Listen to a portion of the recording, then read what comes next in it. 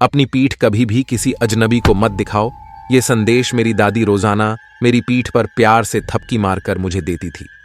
जब मेरी दादी 43 साल की थीं, तभी एक बदमाश ने उनके दोनों कान चीर कर खा लिए थे। वो मुझे ये कहानी रोज सुनाती थीं।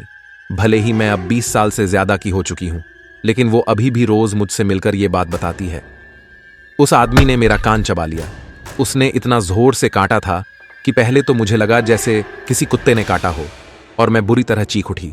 फिर उसने मेरी गर्दन को सहलाते हुए मुझसे कहा, चुप हो जाओ, नहीं तो मैं तुम्हें पूरा खा जाऊंगा। फिर उसके मुंह से दांतों से चबाने की भयानक आवाज निकली। वो आवाज इतनी डरावनी थी कि आज भी जब मैं किसी के मुंह से खाना चबाने की आवाज सुनती हूं तो थर्राने लगती हूं। उसी वक्त से मुझे बोलने में दिक्कत होती है। ये 20 साल पहले की बात थी। तब हमारे मोहल्ले की सुरक्षा व्यवस्था बहुत खराब थी, इसलिए सिर्फ मेरी दादी ही नहीं बल्कि उस वक्त बहुत सारी औरतों के कान भी खा लिए गए थे। पुलिस भी उस बदमाश को पकड़ नहीं पाई थी। मैंने अपनी दादी को दिलासा देते हुए कहा कि घबराओ मत, अब जमाना बदल गया है, ये सब अब नहीं होता। लेकिन वो मुझसे हमेशा कहती थीं कि जब भी मैं बाहर जाऊं तो अपने कान छिपाकर रखूं। मैंने उनसे कहा कि एक दिन मैं उस अपराधी के कान चीरकर आपके सामने लाऊंगी। एक दिन सड़क पर मैंने एक बूढ़े बेघर आदमी को देखा। मुझे उस पर दया आ गई, इसलिए मैंने उसे कुछ पैसे दिए। उसने मेरा शुक्रिया अदा किया, लेकिन वह कुछ अजीब सी चीज खा रहा था। मैंने पूछा कि वो क्या खा रहा है, तो उसने मुस्कुराते हुए कहा, ये सूअर का कान है।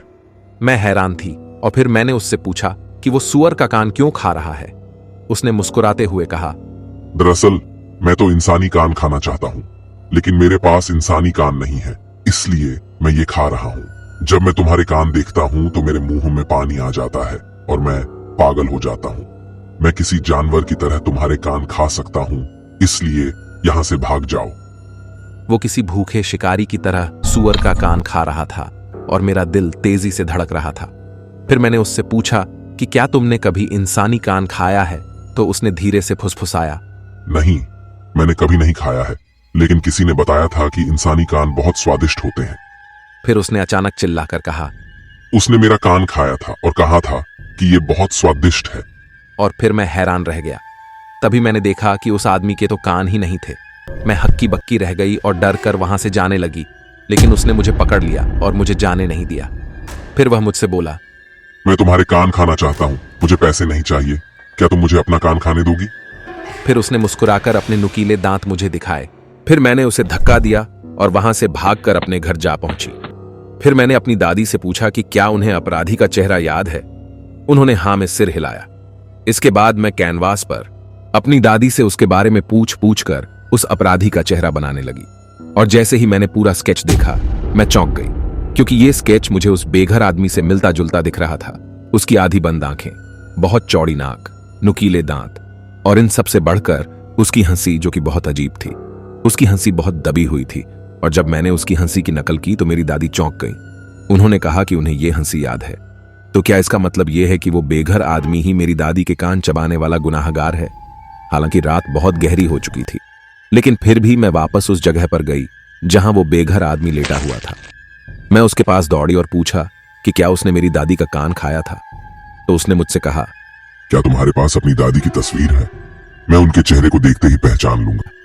मैंने उसकी कॉलर पकड़ ली और उससे पूछा, क्या तुम्हें उस महिला की याद है जिसे तुमने बहुत पहले उसे पूरा खा जाने की धमकी दी थी? उसने बोला, मुझे याद है, लेकिन मैंने ये धमकी कई औरतों को दी थी जिनकी संख्या 10 से ज्यादा होगी। मैं गुस्से से तमतमा गई। मैं उसके कान चीरना चाहती थी, लेकिन उसके कान तो थे ही नहीं। वो समझ गया कि मैं क्या सोच रही हूं और फिर जंगली हंसी हंसने लगा। फिर उसने कहा, मैंने अपने ही कान खा लिया था। वो इतना स्वादिष्ट थे कि मुझे दर्द का भी एहसास नहीं हुआ। भगवान ने इंसानों को सिर्फ 2 ही कान क्यों दिए? मुझे और चाहिए। फिर अचानक वो मेरे कान काटने के लिए मुंह खोलकर मेरी तरफ बढ़ा। मैंने उसे अपनी पूरी ताकत से मुंह पर मुक्का मारा।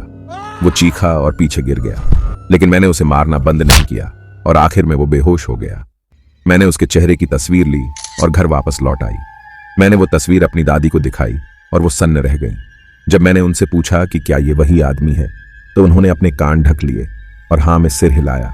उसके बाद वो आदमी उस गली में फिर कभी नहीं दिखा और मेरी दादी ने फिर कभी उस आदमी का दोबारा जिक्र नहीं किया।